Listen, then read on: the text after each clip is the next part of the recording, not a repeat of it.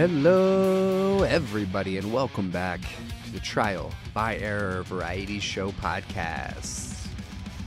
I'm your host, as always, Chazzle Dazzle, and this, I guess, is the lockdown edition of the March Mad Metalness series, Volume 2, Episode 3. This is our last episode for the series. We're talking to a fantastic band from Austin, Texas, and San Marcos. These dudes are incredible. They are SIN SEER. You're going to love them.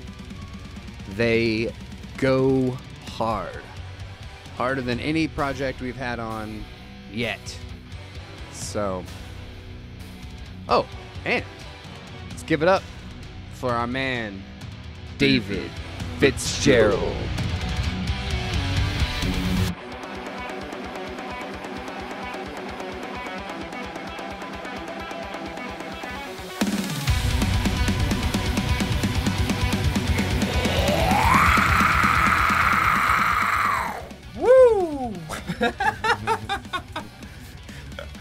Is this still that Aether room? It is. Yeah, this shit gets me pumped, man. Yep.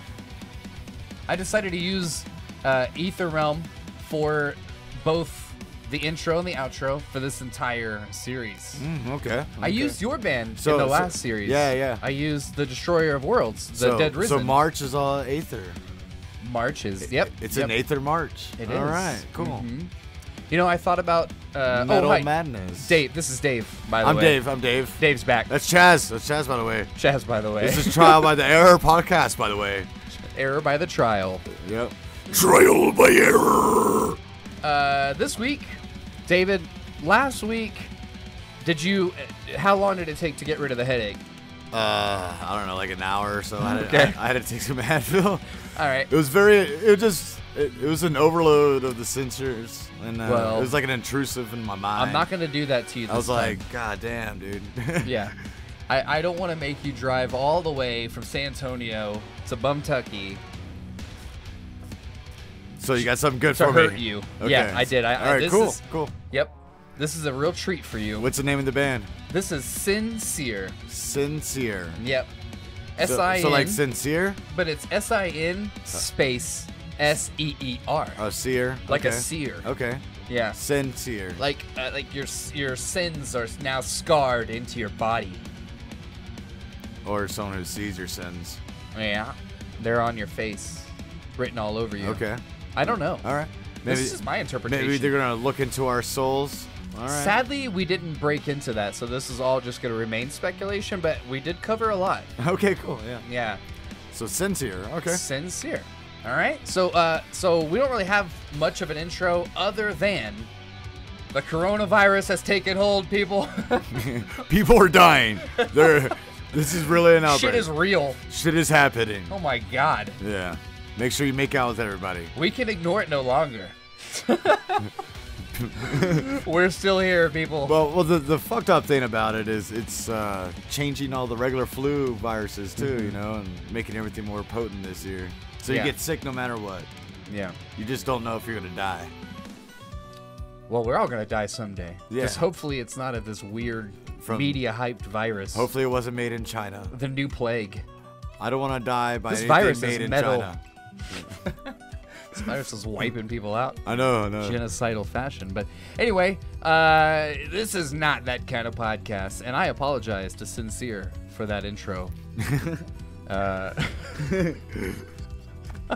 We just had, that's the only disclaimer, I think. Yeah, coronavirus. Yeah, is real. Anyway, SIN SEER, it was a great time talking to them. So let's get into it. David, lead us in. Give us the old what for. All right. Enjoy the show. That's kind of how you do it, right? That's beautiful. Pretty much how you do it.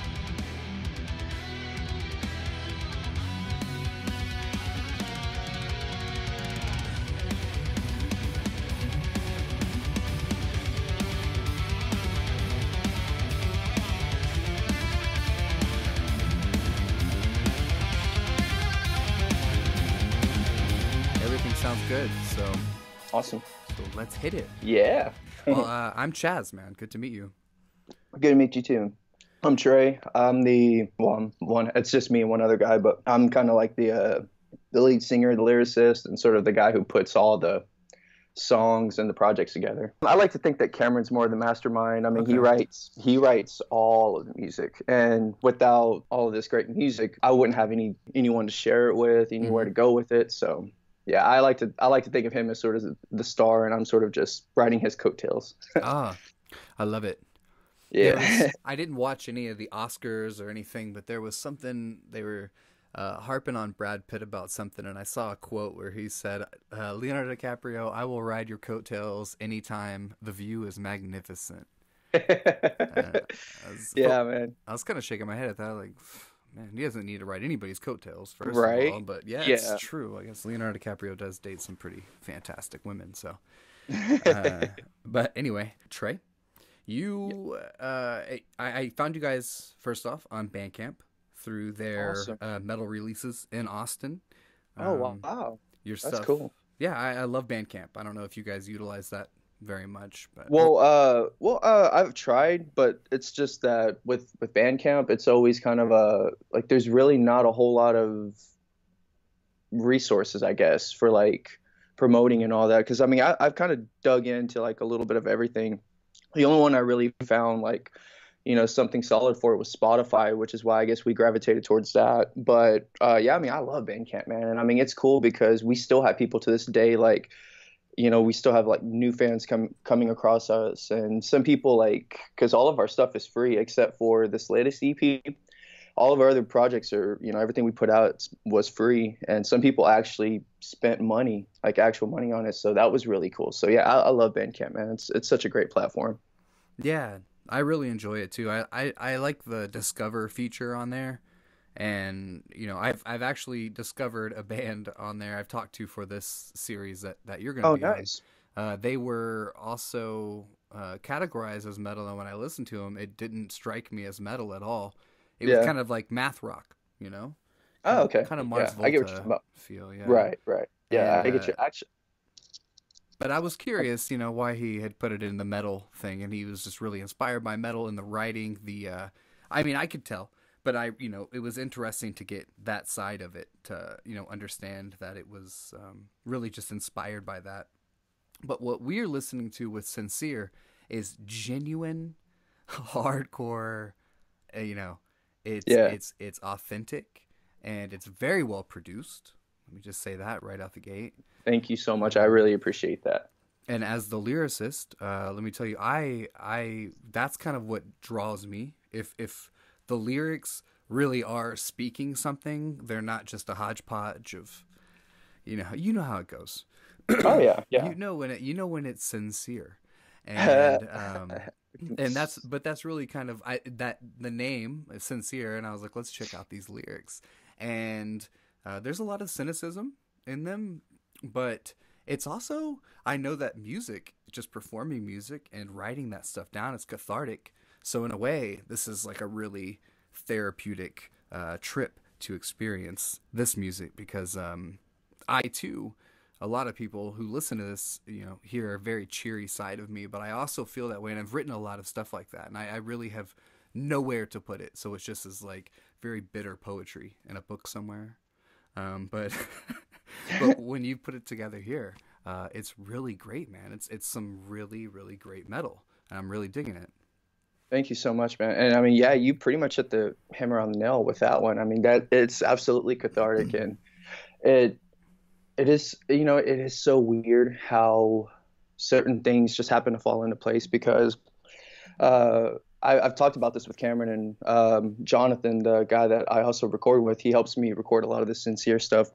It's so weird how sometimes things sort of just fall into place, because for like the first two bands that I was in, I was writing, I was a lyricist then, but I was really young and I didn't really have a whole lot of life experiences. Haven't been through all these different hardships, and, like all these, the peaks and valleys and everything.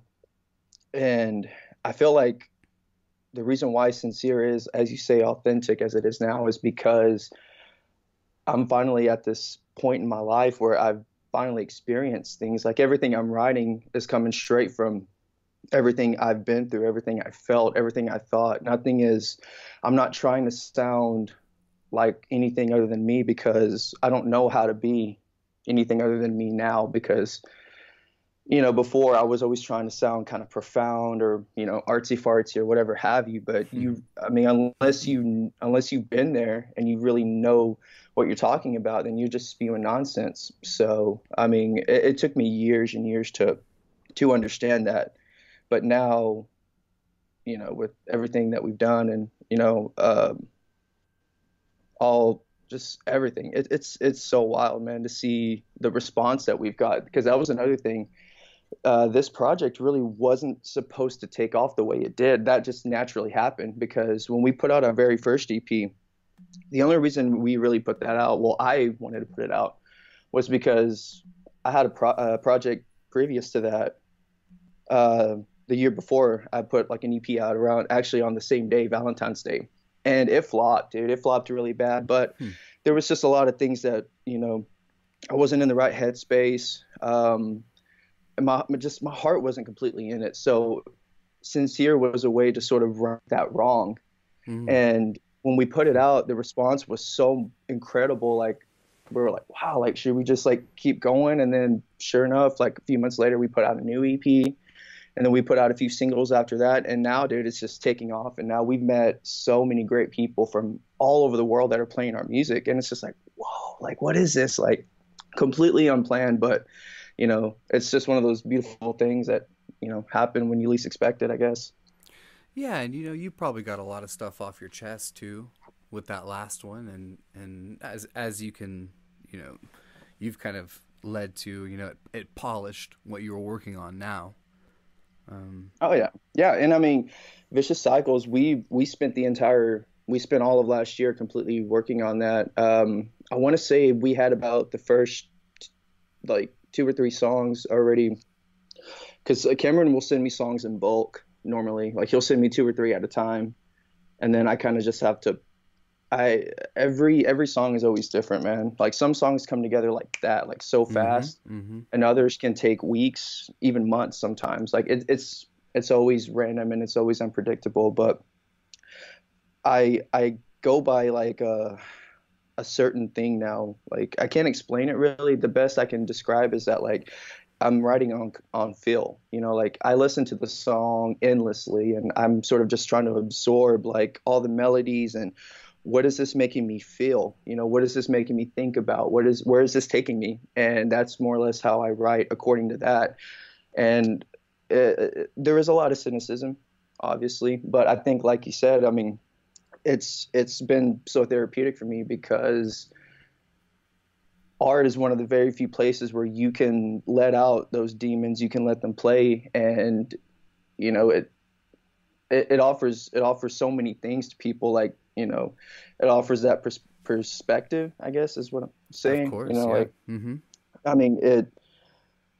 There's just something about, a lot of people like to listen to metal when they work out, or, when whatever, like everyone has their own different routines and whatnot. But just the fact that, like, you're releasing all of that negative energy, and like, I understand that, like, a lot of what I say can be considered, depressing or vulgar, but it's because, like, that's what I'm going through at the moment. I'm not trying to shock someone for the sake of shocking them. Like, this is how I feel. And unless I get this out, like, it's just going to stay bottled up. And thankfully, now that I have this outlet, now my life has gotten better so much because of it.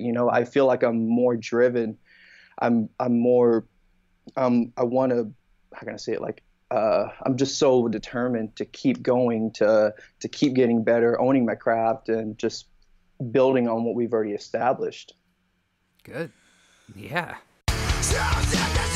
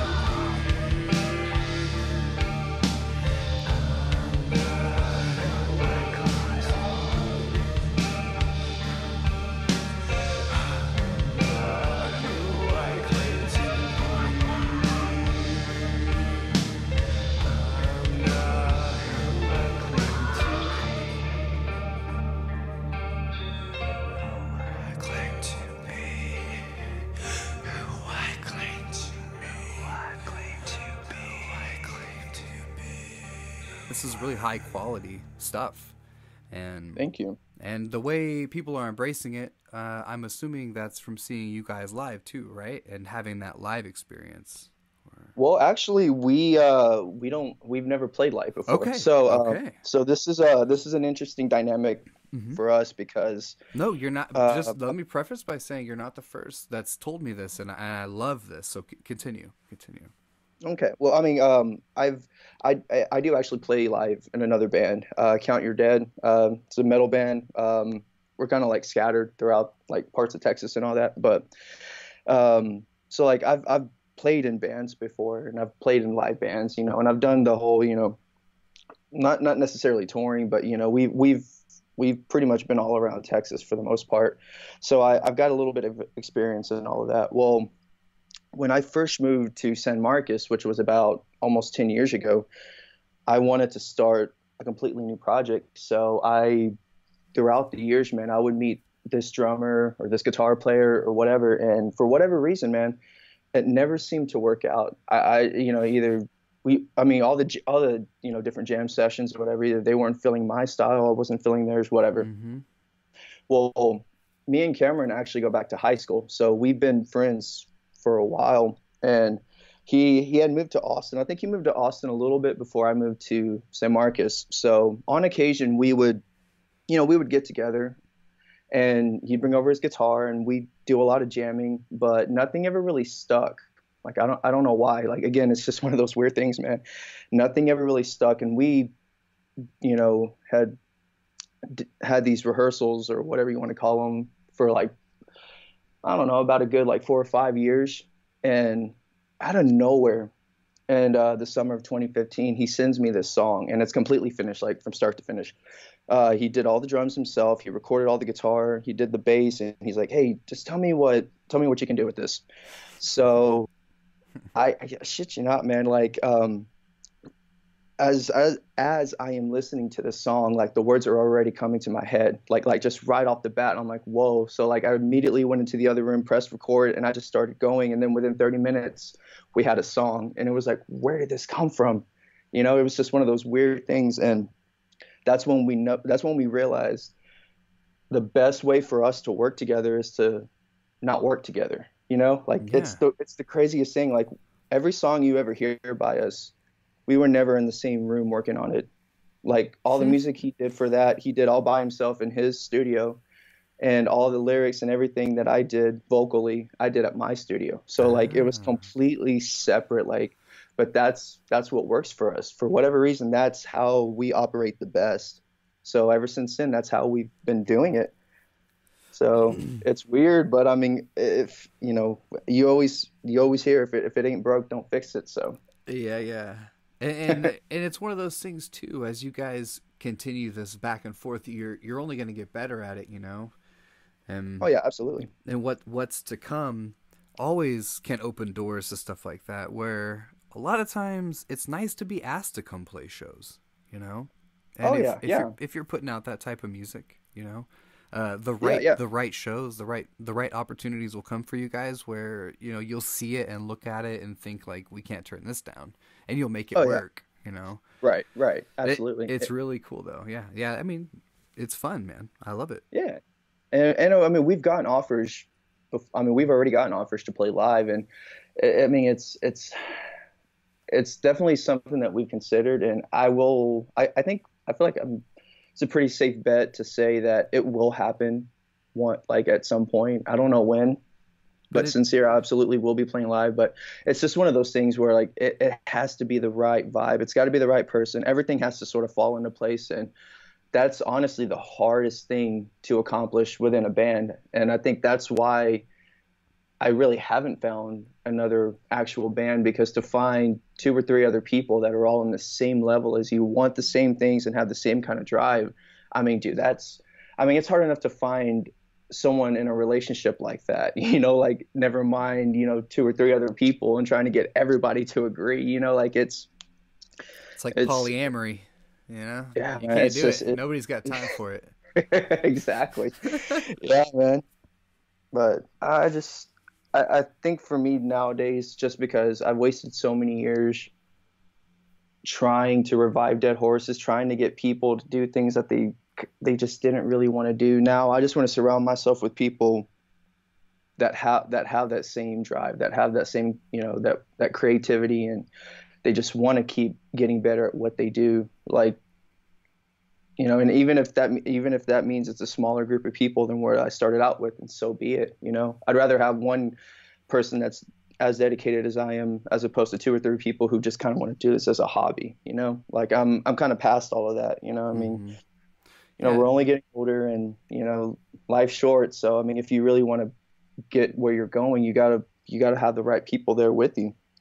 And by no means does it require more than that anymore. If you've got somebody who is a multi-instrumentalist and a good producer, and somebody like you who's able to emotionally put onto all of that composition what you've done, I think that's already that's chemistry already. So the live thing might just possibly, like you said, kind of just complicate things even further. I think it's just that's kind of why this technology and this type of back and forth, the internet, that's why all this exists. So we don't have to be in the same room anymore. Right. Yeah. Yeah. Yeah.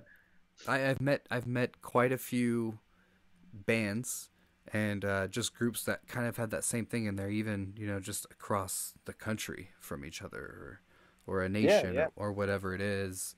And I mean, it happens every day, but it is always interesting to have that kind of faith to put in somebody, especially with something as good as this. Like, okay, look, I've done all of this work. All you need to do is don't mess this up with bad poetry, dude. You know what I mean? Like that's a lot of faith. Yeah, no, absolutely, man. And I don't think that if me and Cameron trusted each other as much as we did with what we do, I don't think this would have worked at all. Because, like you said, I mean, everything he writes is completely without my consideration, like as far as in the process. Mm-hmm. Now, after it's done, he'll send it to me, and he'll ask my suggestions, what needs work, what needs to be, all those different things. But by that point, there's already some sort of ideas, set out there. So I kind of have to help mold it and all that. But I mean, he's the one who still comes up with the idea. And from my end, it's sort of the same thing, like what I'm writing, I'm more or less, he's trusting me to, not only do a good job as far as performance wise, but, what I'm saying, has to have some kind of, substance to it, and mm-hmm. I don't know, man. He'll break up with you. Yeah, I mean, he'll start sending his song somewhere else. He's in too deep now. He can't get rid of me now. But no, I mean, I think it's weird too, man. Because you guys share a Dropbox. He's one of my. Well, actually, yeah, we do. I know. Well, I have a drop. Actually, we both have our own Dropboxes, so it's like. Yeah. I share with you, you share with me, kind of thing. But the minute he asked for that collaboration, like, hey man, let me just like, no, it's over, dude. It's way too close.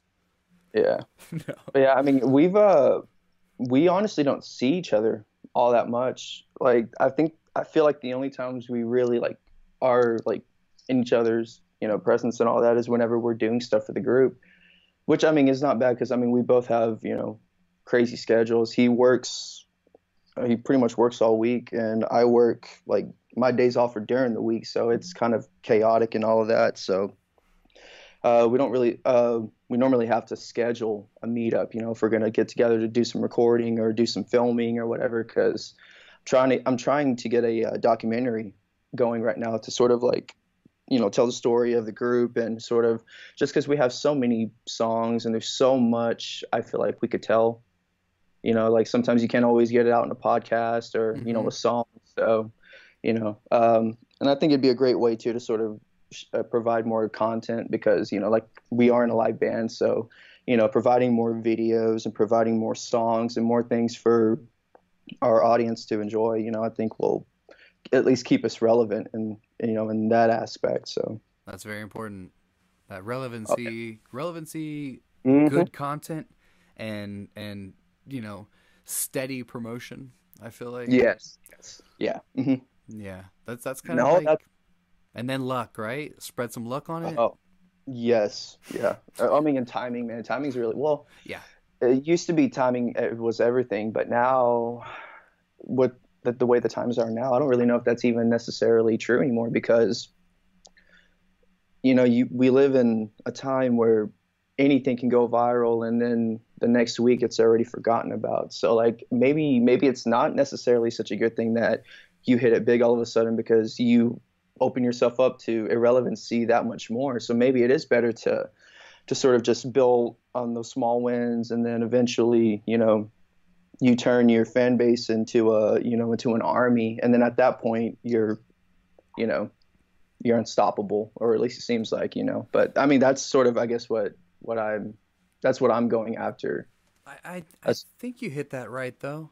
I mean that seems it seems logical. It doesn't seem like you have to sacrifice anything for it. You really just have to put yourself into it. Yeah, you yeah. know? And I mean, it all comes down to how, like you said, it all comes down to how much you put into it. Because a lot of people over the years, a lot of people have told me like, oh, I wish I could do this. Oh, I want to do that. Like, well, why don't you do it? Like, what's stopping you? The only thing stopping you is you. Like, if you really want to do something that badly, go and do it. And if there was any kind of advice I could tell people, it's just do it. Even if it doesn't work out, or even if it doesn't turn out like you hope, like it'll lead you to something else, like you have to keep going. Like, I don't know. I can't fathom not trying my all in all of this. Like, I don't know. It's just crazy, but I don't know. I mean, everyone's different. So what can you do, right? Yeah. I mean, really, there's a lot of ethics involved in that Mm-hmm. as well. Yeah. That's true. Yeah. Do you know what I mean? And I mean, it's like, look at the divorce rate, and then the yeah. breakup of bands is even higher. Oh, know? yeah. Yeah. And then that percentage that makes it from that then has to stick through it if they're all trying to achieve that same goal. And even if it's not just hit it big, even if it's just like, let's produce an LP, not just an EP, let's make an LP, which, is very ambitious nowadays. Because people want singles. But as an artist, as a band, that's something that is still a mountaintop goal for that band. It's like, no, like this 10 song or this 11 song LP, it's us bleeding out. We need to get this off our chest just as much as we want you to have it. Right. So yeah, and I know exactly what you mean too, because I feel that exact same way, and that is what's so hard about being a musician these days, is because I remember being a kid and being in a music store and thinking one day, like, I'm gonna have my album in here, like my album's gonna be in this bin with everyone else's, and I looked forward to that. And now to know that CDs or records really in general are just becoming more and more obsolete. I mean, there is a cult following, but it's not on the the big scale that it once was. And you can sell them on Bandcamp. Yeah, but it's I don't know, little things like that is kind of, I guess, why we thought of going into the EP direction a lot, like everyone else too. I feel like we will eventually do an album. I would like to do an album, but I think that when we do an album, I would like to get a band, like an actual band, like a real drummer to come in, and all of us to, if not perform live, like actually from start to finish, have a whole, like just a whole different kind of, it's going to bring a whole different element of sincere to it. And, it would be costly, of course. That's another reason why it's just easier to do EPs, because you save so much more time and money, and I mean, I pull my hair out, man, just trying to mix down 4 or 5 songs. I can't imagine doing like 10 songs, man. Like, I don't doubt it. By yourself, yeah. It just sounds so stressful. And I mean, and I've been doing this now for about almost 5 years, recording, engineering, and all of that. So, I mean, I do have a lot of experience in it, but I mean, I'm still learning stuff, and I still want to continue to learn stuff. So, I mean, it's a never-ending thing, but I don't know. I mean, it's exciting just to see like the possibilities of what we can do, because we have a lot of different ideas right now. Like we're starting to slowly put together an unplugged collection of songs. So we'll be going through some of our older material and sort of rewriting and reinventing some of those and turning them acoustic. And who knows, maybe we'll even start performing that live. You know, maybe those will be the first live incarnations of SIN SEER. You know, maybe we'll start there. We'll see. But yeah, we have a lot of different ideas for 2020. So we're just stoked, man. Like I can't wait to just get more stuff out, you know? Yeah. I like all those ideas. Yeah.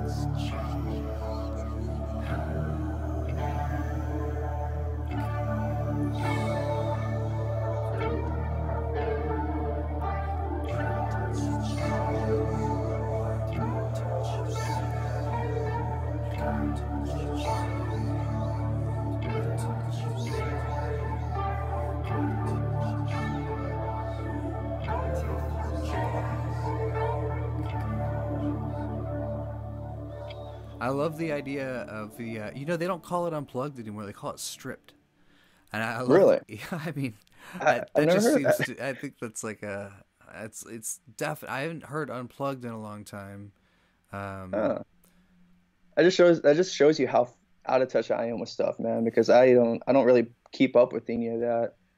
Like it's even like all the lingo and all that stuff that people are saying nowadays. Like someone commented on one of our songs and they're like, "Bro, this stuff slaps." I'm like, "What?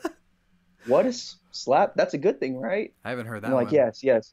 Yeah, and I'm like, oh, well, thanks. I'm glad you like the song. But I'm like, slaps? What the hell is slaps? Like, I mean, but I mean, I'm just showing, I don't know. Maybe I'm just out of the loop and I don't really pay attention to a lot of that stuff, but I mean, I haven't it's heard still cool. slaps, dude.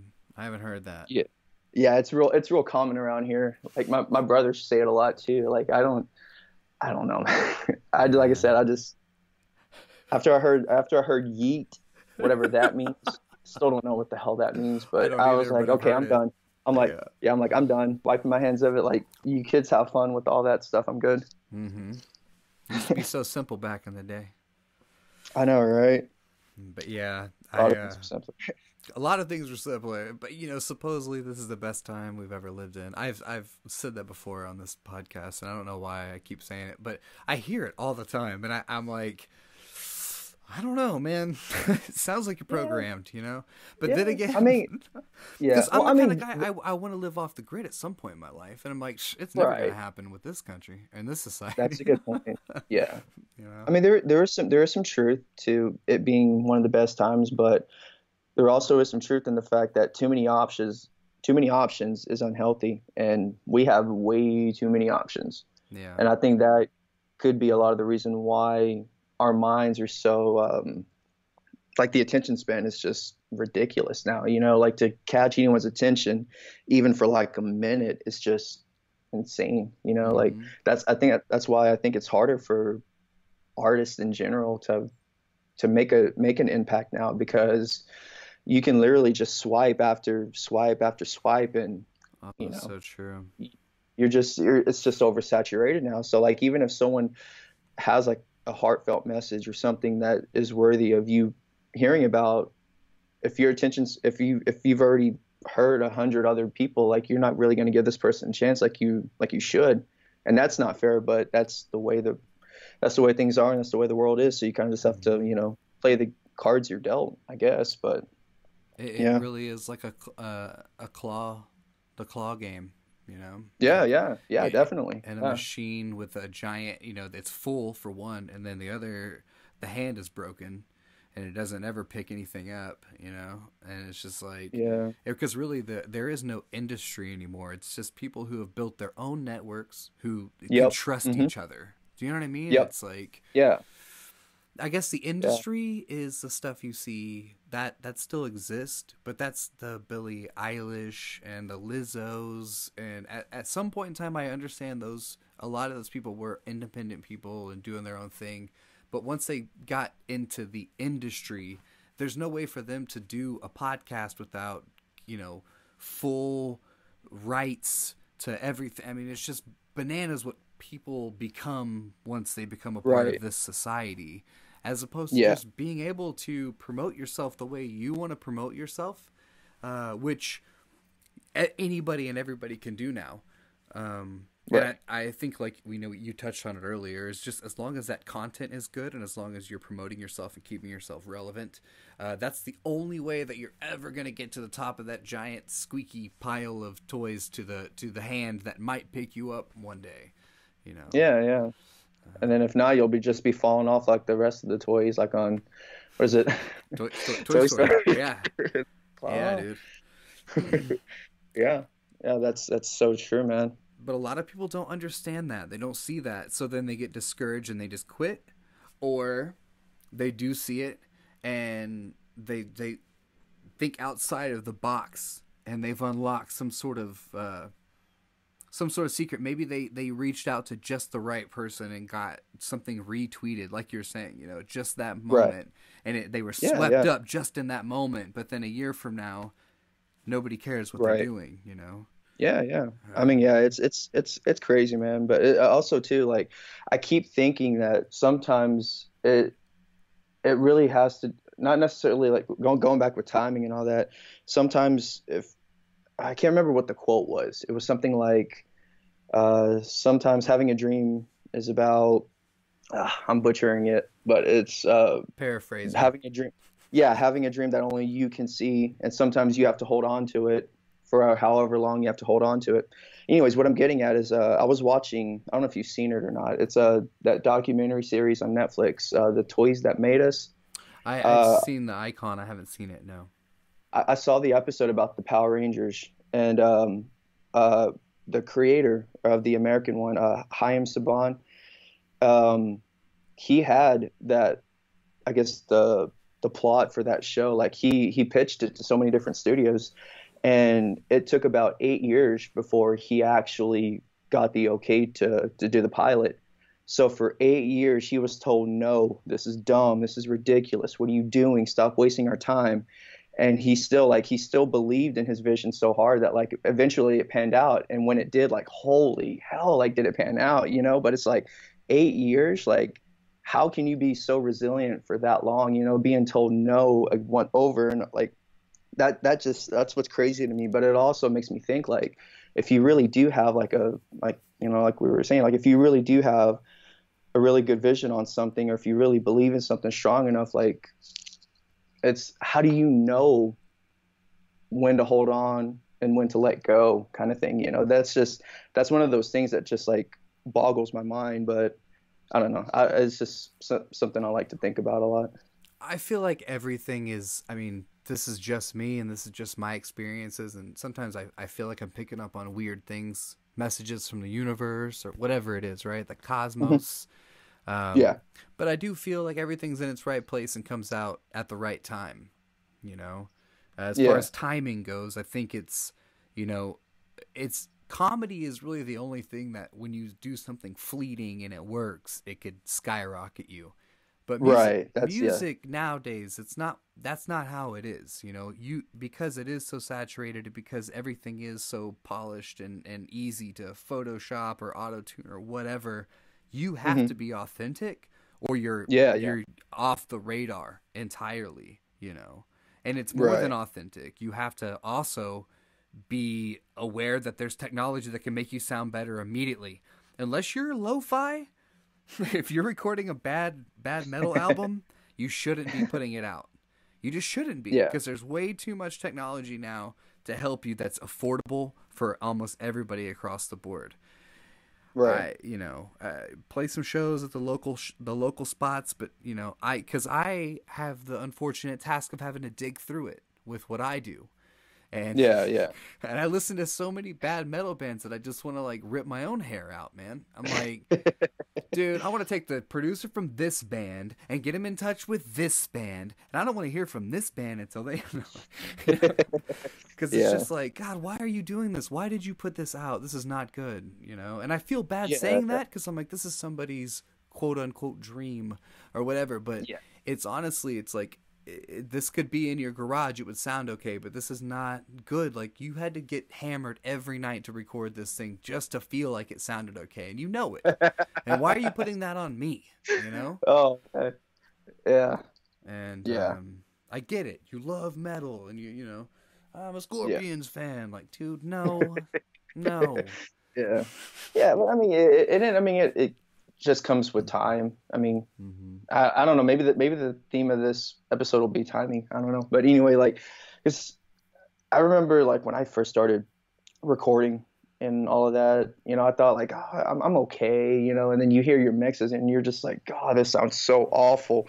What am I doing? I need to just give up. I hate myself. Blah blah blah. You know, like you did the car test and you just start like a tear rolls down your eye and you're just like, I'm a failure.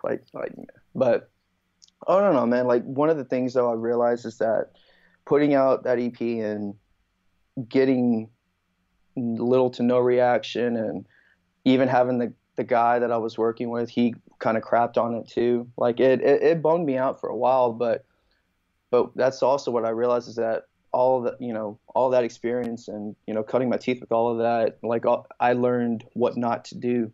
So when me and Cameron started SIN SEER and we started doing all of this, you know, I already had sort of a good template of like where I wanted to go, what I wanted to say, and I kind of had a chip on my shoulder. You know, I had something to prove, you know, and I wanted to just shut everyone up and show and prove everyone that I can do this and I am about this and I'm going to get better at this. You will know who we are, you know, and it kind of just, here we are now, you know. But it took all of that. Know who we are. I like that attitude though. It took, it's like an old school attitude, man.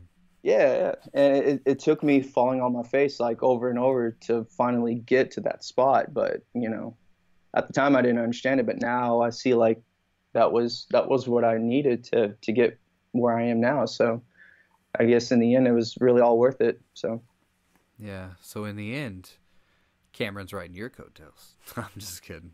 Just kidding, Cameron. He's like, hopefully he what? gets a kick out. I knew I shouldn't have ditched out on this interview. Screw you, Dre. So for the next 12 minutes, we're going to be talking shit about no, man. So you were in San Marcos, yeah? Yes. Yeah. Dude, I love San Marcos. Do you guys do any shows there? No. No. I'm cutting that out because I feel like an idiot. And you don't do shows. No, you could. Well, no, I mean, with your other band. Sincere, right? Sincere doesn't do shows, but Count Your Dead actually has played shows here in San Marcos. Okay. Like few and far between. Like, because I think the band's cursed, dude. Because I don't think we can actually have a good drummer. Like, drummers just kind of come and go. We've been through so. Dude, you're telling me about it. But that's kind of where we're at right now. We don't have a drummer at the moment, so that's kind of a stalemate as it is. But yeah, I mean, we play shows here, and I love living here too, man. Like, it's like I said, it's been, I think next year, August of next year, will be 10 years since I've lived here. And I mean, the cities has grown so much, man. But yes, I still love it. Like, it's ridiculous. Like, there's so many apartments now. The highways have changed. Traffic is awful about like 3 o'clock. Like, man. All the white people. I'm just but really, it has changed in a major way. Yeah. It's just still somehow right when you're in the heart of downtown, though, it still has that small town feel. Yes, and I think that's why we stayed here for so long, is because like it just, I don't know, man. Like for the first few years, like every time like we would go out, there was always just such a good like positive kind of, like every time you went out, everyone was always friendly. Everyone said hi. Everyone said sorry if they bumped. Like, everyone was just courteous, and I don't know, like from the town that I used to live in, like, you don't really, there's people not like that around. Everyone's all in your business. They want to talk you down and all of that stuff. And over here, everyone's got their own thing going. No one cares about what you're doing because they got their own stuff to worry about. So, it was totally different. And I mean, I guess now that we're older, we kind of just stay in a little bit more. I don't want to, especially now that everything's a little crowded and overpopulated. I kind of just, stick to my own little nest and whatnot. So I go out for shows mostly, my wife and we don't really go out for dinner or anything. Because even here in my little small town, it's outgrown itself. And yeah. The town itself it's set up like an old West town. Have you ever been to Bandera? Nuh-uh.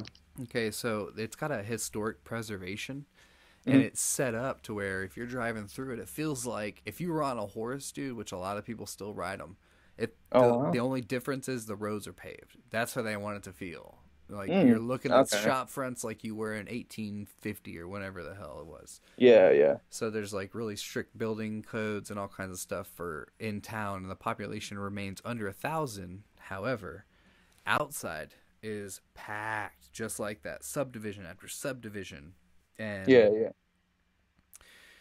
everywhere you go in town, that's who's there, is the outskirts. It's like there's nobody, you can't go in town. So we end up and music is the same way. There's absolutely no good music here for what I like.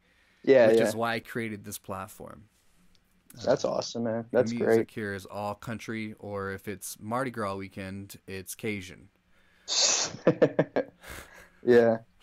I think that's one of the really cool things about living specifically here in San Marcos, is because I feel like we're like right in the perfect spot, because you have Austin, which is just 30 minutes away, and then you have San Antonio, which is just 30 minutes of, the other way, and then in between you have Kyle, you have Buda, you have New Braunfels, so you have all these other different cities to like branch out. And I mean, there's great live music all around this area, man. It's so really? awesome. And Kyle and Buda as well? Yeah. Well, I mean, with Kyle and Buda, it's more of like it just depends on what kind of venues will play like certain bands because most of them are, you know, restricted to like only country or whatever have you. So it just depends. But New Braunfels actually has downtown. They have a really cool live scene.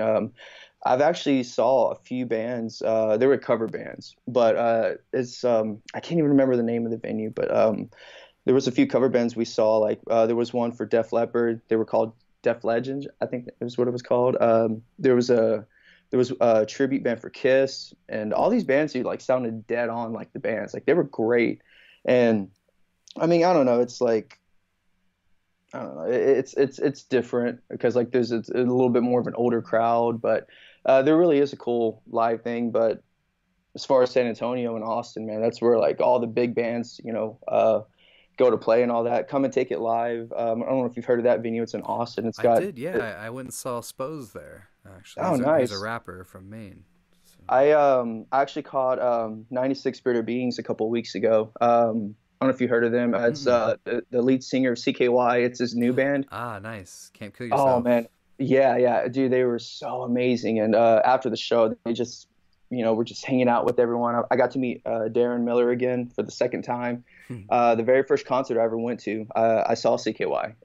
They were opening up for Avenged Sevenfold in Corpus. Oh, hell yeah. That's a great show. Concrete Street Amphitheater. Yeah, dude, it was amazing. Oh, dude, that's a good venue, yeah. Oh, I love that. I love that place, man. I've seen so many live bands there, so many great live bands there. And that night, I actually met Darren Miller, and I mean, I tried to remind him about it. I don't remember if he actually remembered me or not, but I was like, I met you in Corpus Christi, because like they never really went there that often. It's like, yo, you guys were opening up for Avenged Sevenfold, and his response was, "Wasn't that the worst? Wasn't that just the worst?" I'm like, I mean, yeah, I guess. Like, you know, I mean, if you knew CKY, you knew that they were very, you know, totally. anti everything, but that's what made them so great. But they got yeah, to go on tour with a band that could pull numbers. You know? Oh yeah. Well, I mean, and at the time too, I think Avenged were just like breaking out, because this was right around the time that Backcountry had just came out. So like they were like just like blowing up, really. I mean, you know, they already had like a strong following, but this is whenever I guess they were like propelling to the mainstream, so to speak. But they hadn't been in also, Black Ops yet. Yeah. And this was the Rev was still with them too at this point. So, but yeah, man, that was a really great show. I saw Lamb of God over there too. Oh man, Lamb of God are like one of the best live bands you'll ever see. Like, yeah, hands down. They're like in my top 5 for sure. Okay. I'm sure you can't see them. You have to see them somewhere now, like at 360 Amphitheater or somewhere like that. Mm-hmm. Yeah. I mean, that'd be worth it. I'd go to that. Even the lawn at 360 is pretty good. So. Oh yeah, and I want to say they're about to go back on tour. I want to say I just saw like an announcement. I can't remember who they're touring with.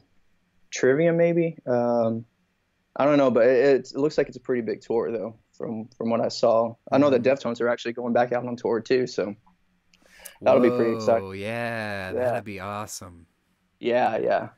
I gotta take my buddy David. It's been a long time. He and I used to be bandmates, and he's metal through and through, dude. And I'm like, hey, can you take these sort of like indie alternative, sort of like on the edge of folk songs and spice them up a little? And so he had to really dumb himself down, but he ended up coming up with these really amazing, just leads. And then we could record them, and he'd hit that distortion, dude, and it was just like taking a chainsaw to it. And so it became something completely different. But he took me to see Slipknot, and oh wow, seeing the joy on his face.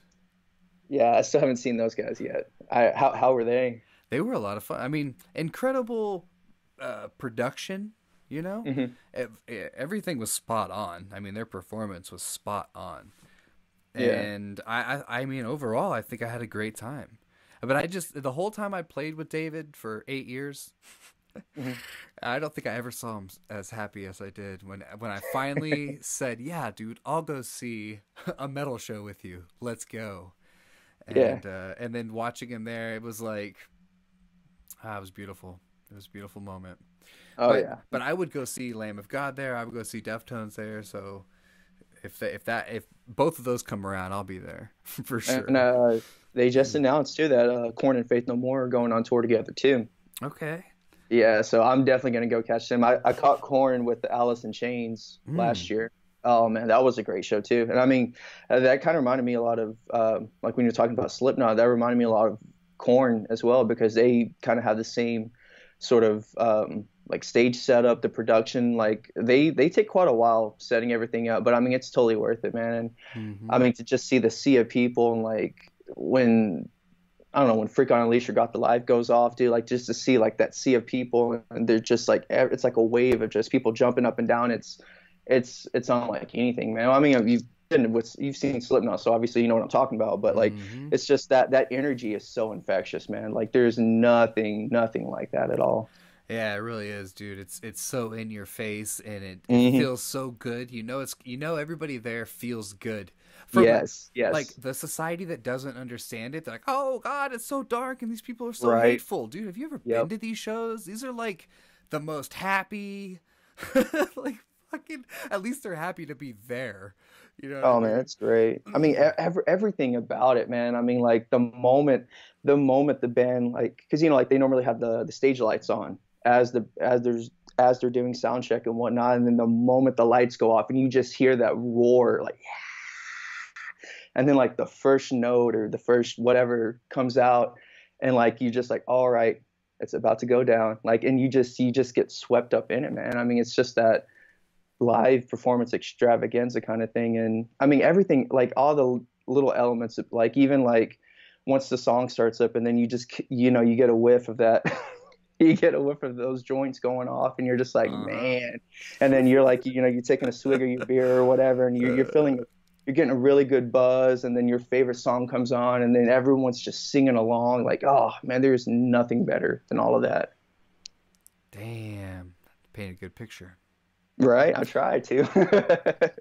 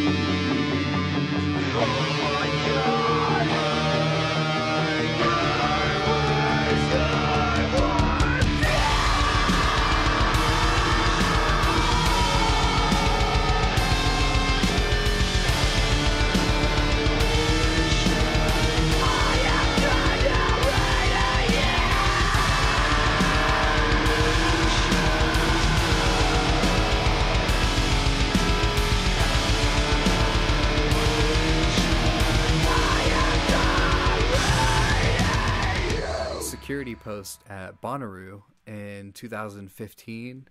Wow. And I had been to Bonnaroo a couple times just, just to go. And I got the opportunity to work security there. And I was working on a stage, sort of a bigger stage where, dude, I don't even know who the act was. I don't even care. I looked over and saw the audience for Slayer. And it was that energy. And I'm telling you, I worked 12 to 15 hour shifts there. And I was at my post because I was meeting 21 Pilots, Glass Animals, Run DMC, like not meeting them, but they were walking right past me, and I was kind of getting to see that backstage air and kind of see how it's all put together and kind of the energy they have. And to me, that was special. Right. And when I saw that Slayer, dude, I abandoned my post for about an hour. They're like, hey, calling my number on the walkie-talkie, and the whole time I'm just like, I'm just gonna say that I got sick and I'm in the porta potty, and I was just straight up had my walkie-talkie in my pocket in the crowd of Slayer, man, in my uniform. I tucked in my lanyard in my uniform.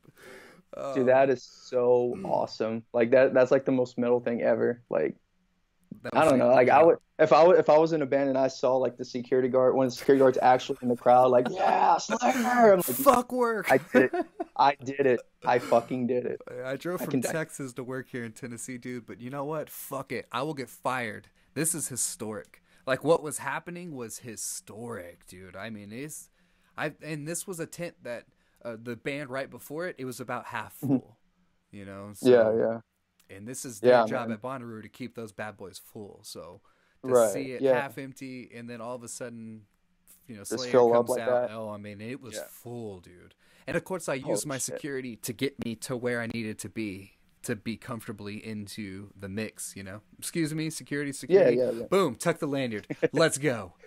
That's awesome, dude. That's fucking cool. But after that, it basically set the tone for mayhem. But that's for another podcast, my friend. Right. I just went and turned my walkie-talkie in. But anyway. Yeah, you should have just responded and be like, "Hey, where are you at?" You should have just been like, "Slayer," and then just like close it off and then just went right back to it. They're like, "Hey, I mean, what are you gonna do? Be mad at him? It's Slayer."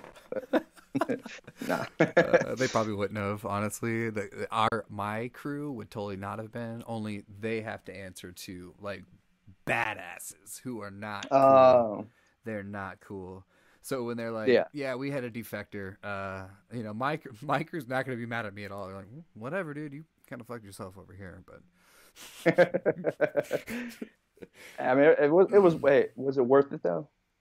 100%, dude. Everything I did, I wasn't supposed to do was worth it in life. Hell yeah. There you go. It's all worth it. No regrets. But anyway, man, it was really good meeting you. And next time you guys put something out, and let me mention also, I haven't mentioned to our listeners. I'll just mention it in the outro, but. You guys haven't put anything out since 2019, so I'm assuming that there's, obviously there's stuff in the works. So next time you put something out, come to me ahead of time and we can kind of simultaneously release. I can help promote you guys that week or whatever, Yeah, hell yeah. That sounds awesome, man. Yeah, we'll definitely set that up for sure. Definitely, dude. I look forward to it. Yeah. And me too. And thank you again, man, for reaching out to us and being patient, like with me and, with all the, crazy things going on and all of that. Like, I mean, I'm just so excited that someone genuinely cares about what we do, and any chance that I can get to tell a little bit more about ourselves and music, I'm all for it, man. I'm always down. So thank you again for giving us this. And yeah, you're welcome. Appreciate it. Totally. I enjoyed it very much. And tell Cameron, good job. And I wish he was here, so he's got to make the next one for sure. Oh yeah, definitely. Hopefully we can actually schedule it better next time, so that way both of us are off and actually in the same room for it. So yeah, exactly. Yeah, we'll definitely set that up, man, for sure. You got a whole week of promoting to do after you release something. So yeah, yep. Squeeze definitely. me in. Yeah, man, absolutely. All right, brother. Well, have a good night, man, and we'll talk to you soon. All right, man. Take it easy. Peace. And now. By popular demand. Facts forged from metal. Facts forged from metal.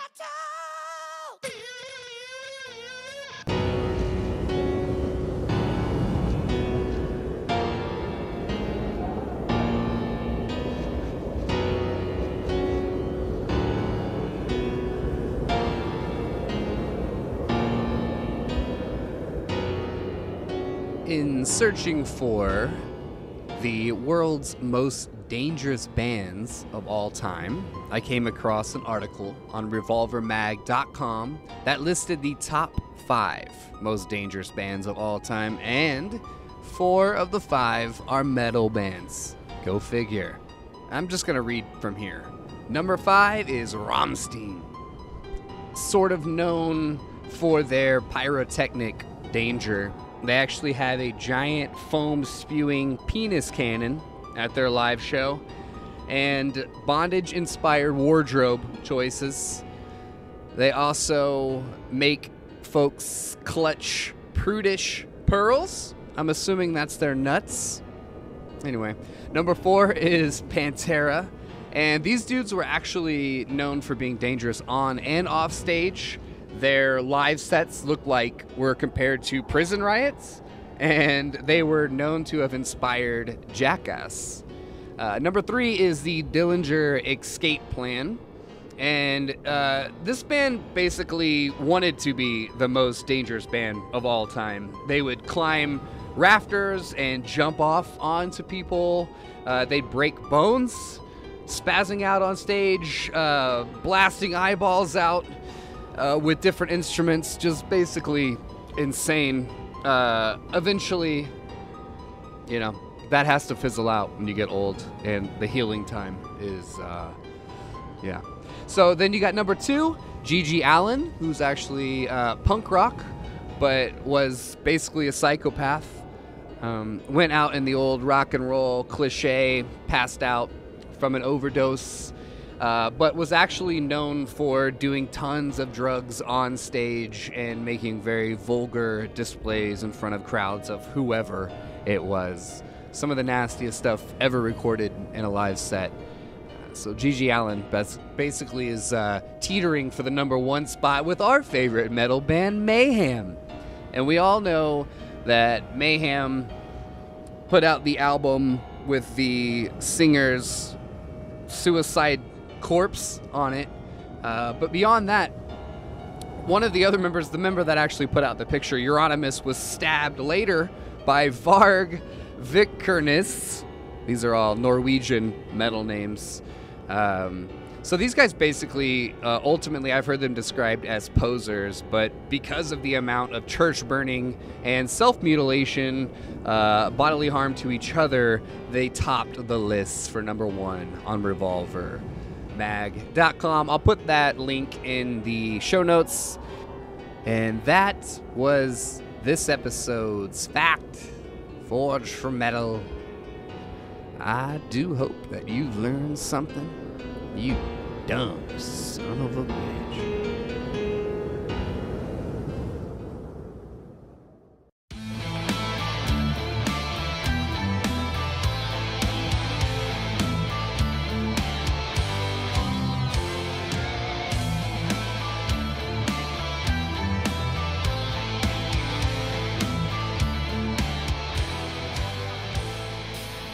Oh yeah. Hell yeah. Well, Fuck yeah. Metal. Yeah. Metal as fuck. yeah. I like that band, man. SIN SEER. That's good. They're really, really good. They have a lot of like 90s elements in there too. Kind of bringing it back. Yeah, Pretty heavy. It is very heavy. Probably the heaviest thing that we had on Very here emotional. this time around. But very emotional. Yeah, very heartfelt, Yeah. you would say. So that was awkward, right? That part where I was talking about you? Yeah, that was weird. Did it take you back to that moment, though? Yeah, old school times, Yeah. man. It was like cosmically holding hands. Yeah, it was Lamb of God and Slipknot. Yeah. Well, It was Lamb of God? I thought yeah, so. yeah, I was like, yeah, man, I that- didn't want to That's say when they it. opened up for Slipknot, yeah. Yeah. Okay. Yeah. I remember just that Yeah, whole thing being badass. Yeah, it was a badass show. It was really fun. And seeing the gleam of the of the fire in your eyes. Yeah, from man, the, 'cause from the pyrotechnics. That's where I want to be. Yeah, definitely. Right there on stage like that. So it's fun. Well, I wish that for you. I'm trying to get there. You definitely play the part. Like I've only seen you in your element in video form. Yeah. I got energy. I've seen you totally thrash, but it's different when you're behind the guitar as opposed to the kind of responsibility you carry as a front man. Yeah, because you put a lot of that energy into it. You got you're whipping your hair back and forth like Willa Smith. It's my job to get the crowd moving, you know? Yeah. And we're all in sync, so it helps. Is that pretty conducive as far as building fans to have synchronicity like that? Do people appreciate that as much as you put into it? Yeah, we do, because we have some choreography, and people eat that shit up. They love it. You do. You guys are very people come up to us choreographed. and tell us, about it, how like they loved how everybody was just doing everything at the same time, and then the music and everything. So it adds the whole elements of everything. Because we're there to put on a show as well. Yeah, it doesn't look like a shtick. We're there to introduce new music and keep it going. I just like the vibe. I've seen like several of your live performances in video form, and the vibe is really cool. Where it, like I say, when I say it doesn't look like a shtick, it doesn't feel like a shtick. It looks like you guys are just kind of in this natural rhythm, which means it just worked out right. Yeah. Some little behind the scenes right there. Yeah. My bad. You guys, they're like in a parking lot late at night with a boombox with all their recordings, and they just sit there and shake their heads in the parking lot. Holding sticks. Cops come up and they're like, "You guys, all right?" They're like, yes, officer. We're just practicing our routine, sir." No, it's not high school. It's not what you think? No. Oh, okay. We're way older than that. No, we do it while we practice. All right. Well, hell, man, thank you so much for sticking around these past few weeks and helping me put this together. Yeah, definitely, man. It's been fun. Yep. David is the authority. Carnage. As he goes, Carnage. Carnage. And that's the only way that I could do this authentically, was to bring some authenticity to this realm here. Well, I'm glad I could help, man. Yeah. Been badass listening to all the bands. Mm-hmm. And we definitely will have your bands on. So we'll be back. We'll be hearing more from David and his crew. Our craziness. Yep. Our thaw. All right, brother. Well, sign us out, man. All right, man. Well, what do you say? Well, I tell people to take care of themselves and take care of each other, but you just make fun of stuff like that. So you do it your way. All right, well, everybody stay brutal. Keep it real. Yeah. You bad sons of bitches.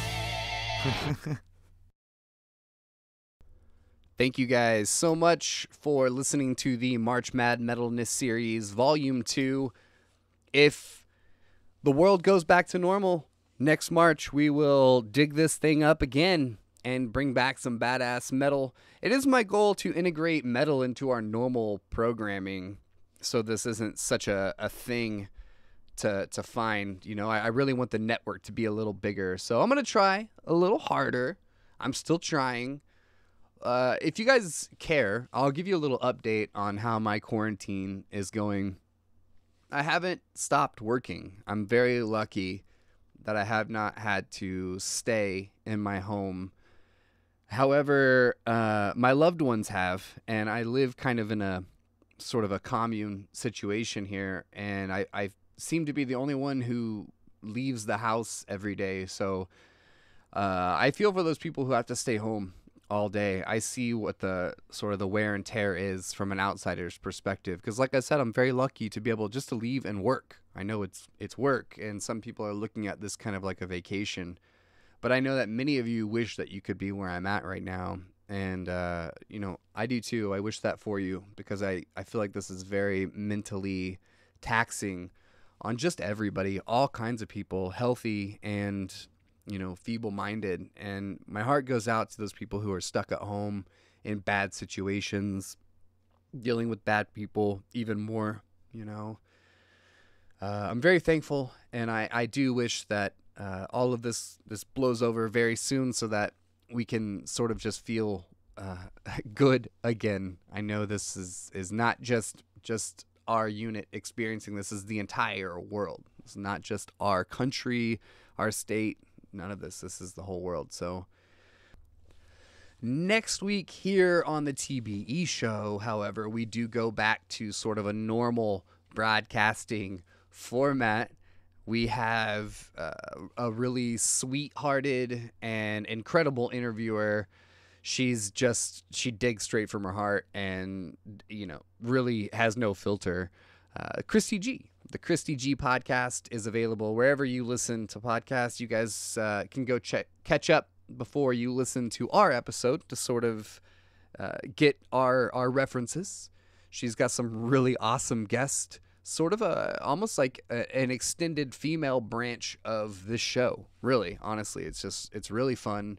And after that, I have another really awesome guest from Canada, Mr. Jack Luna of the Monstro podcast, Dark Topic, Crime Machine.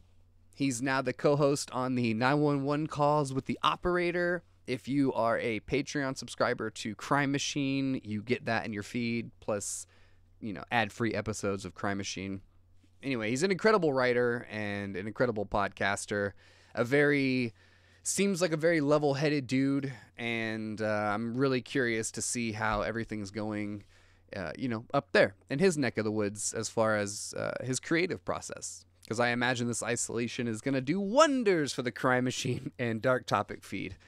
So anyway, join us next week, you guys. Please take care of yourselves, take care of each other, and stay out of Walmart. Jesus.